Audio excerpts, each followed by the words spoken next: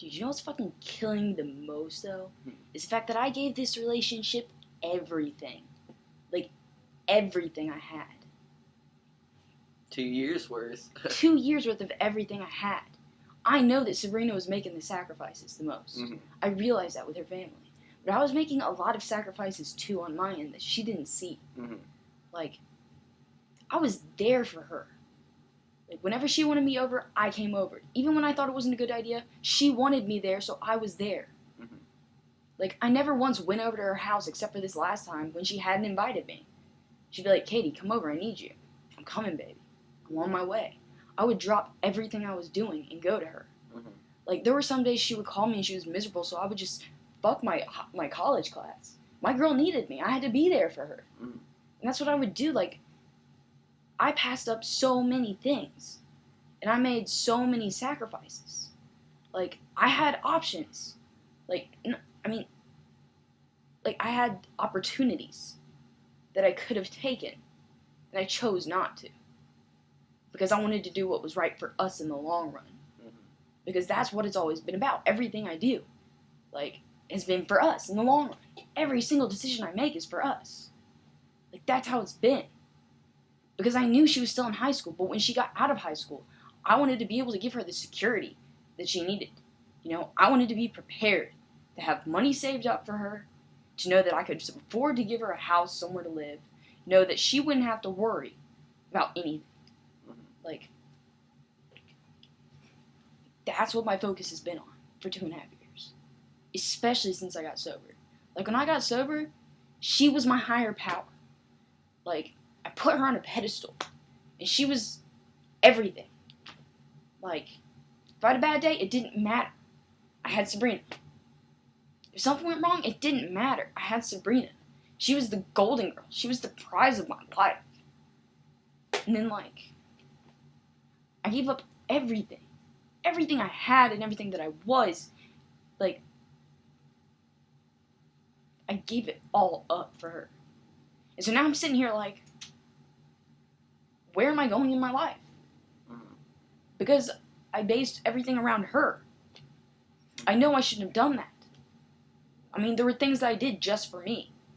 But everything that I did for me was so that I could better myself to be with her. Mm-hmm. Like, it's like turns my life around. Because for 2.5 years, that was my focus, my drive, my motivation. And now it's like, what? What am I going for? What am I going to do? What is the purpose of my life? Because the purpose of my life was to spend it loving her. Like, see, the thing, though, is if I had gone back to the day that I gave her that iPod, if I'd gone back to the day, because she asked me about it, and I was like, do you think that's a good idea? And she was like, I don't know. What do you think? And I was like, it's up to you. And she said, yeah, I'll take the iPod. And if I could go back to that day and not give it to her, none of this shit would be happening. Yeah. None of it. Like, that's the only thing that set all of this off. Because seriously, we were perfect up until she got caught. Like, everything was perfect. I mean, we did not have a single bad day. And then one bad day turned into hell. Because she's not on her medications and her parents... Oh, her dad told me that I was fucking brainwashing her. That I dominated her and I controlled her and I made her feel worthless so that I became her everything. And I was like, that's bullshit. I built her up. I was the one who was sitting there telling... Like, whenever she was like, I don't like my skin. I'm like, baby, it's perfect. Like, you're beautiful just the way you are. Like, when she felt like she wasn't worth something, I was the one sitting there going, baby, you're worth everything. Like, you're the most incredible girl in the world. So for him to say I was brainwashing her and me controlling and dominating her, dude, she was the dominant one in our relationship. I did what she told me to do. Mm-hmm. I rarely told her to do anything. And I don't even think I did tell her to do anything. Not like you could tell her to do No. anything, because it's not like she can drop what she was doing to do something for you, because her parents couldn't know. And the thing is, too, looking back, okay, yeah, the person I was a terrible person. Yeah. A bad girlfriend. But when we got this second chance, I was a completely different person. A completely different girlfriend. It was a completely new relationship.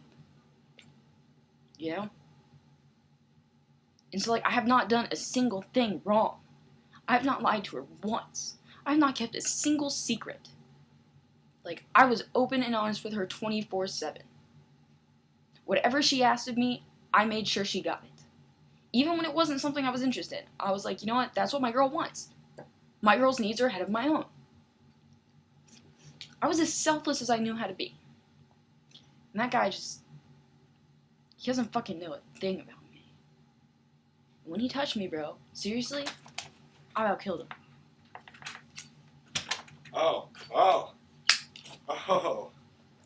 We're having a heart-to-heart. So this is let's smoke cigarettes without Taylor and have deep conversations. He came out here while I was coming freaking out to get my guitar, and she wanted to talk. So I was just having a little heart attack sat down. out here. I'm still having a heart attack. I'm gonna die of lung cancer by the end of this week, I'm telling you. You know, I love Taylor. It almost pisses me off sometimes when I'm trying to be in a bad mood, and I'm trying to be sad, and Taylor comes I'm trying to out have a here terrible day, and he makes me laugh. smile and laugh, and it just like, I get angry for a second, I'm like, this isn't what I want. But then I'm like, this is what you need, though. this is what I need. Dealing with people, I was like, dude, if Caitlin was here, Dude, I would have taken care of shit for you. I would have just been like... Like, yeah. that girl with the guitar thing, I was Dude. ready to fly up to Michigan and kick her ass. But I don't hate girls. Dude, I have never felt a feeling of violence to a woman before. Yeah. Because I was so strongly raised that you don't touch women in that way I have whatsoever. never in my life touched a girl like that. But that bitch, dude, I was so tempted to just backhand her so fucking hard, dude. Baby powder and everything. I never once, grabbed Sabrina in a menacing way or hit her or anything like that. Like, never. I never pushed her. Never like... anything. Because, like, I love her and I respect her. And even when she's having her bad days and she's, pushing on me a little bit and she's yelling at me and shit, I just take it. Like, I wouldn't even raise my voice at her. I'd just be there for her and be like, I'm here, baby. I understand. It's okay. And eventually, she would hear my voice long enough that she'd calm down. And, that's what's crazy, too, is when Sabrina had my iPod, okay, she texted my cousin. Like, was having long conversations with my cousins. Mm-hmm. She was having conversations with my aunts. With Denise, my best friend from AA. Like, she was like, I want to talk to all the people that are in your life because they love you and I love you, too. So she went out and, reached out to all these people in my life, trying to develop a relationship with them. And then now she's like, oh, by the way, that didn't mean shit. Like, really? You had a long-ass conversation with my cousin. You tried to talk to my Aunt Paula. Like, she was reaching out to everyone she knew. She kept trying to talk to my brother. Like, trying to get him to listen to her. So she could apologize for shit. And, tell him that she loves me. Like, after all of that hard work, after 2.5 years, she's just like, oh, no, I'm done. Didn't mean anything. Like, please, it's bullshit. Get back on your medications and tell me what you really feel. Yeah. And get out from behind your parents' house, man. Talk about brainwashing. They're the ones who are brainwashing her, if anything. Yeah. Because they force-feed her shit about me 24/7. Like, they force it down her throat. They're like, this is Caitlin. This is who she is. This is what she's doing to you. This is how you really feel. Like, I'm sorry, but after 2.5 years of her parents telling her, break up with Caitlin. Break up with Caitlin. You're not going to have any freedoms unless you break up with Caitlin. And she has stuck through it the whole time. Like, wouldn't that prove to them that she loves me? That she's willing to give up all of her freedoms to be with me? Like, doesn't that speak anything to them? At all? That's not how you behave if you're a police officer. If it was, how would it be assault on a government official if he was the one that put his hands on you first? That's self-defense. That would be self-defense. So technically, you wouldn't have been in the wrong. Shit, let's get him to push me again. Let's get in the car, let's go.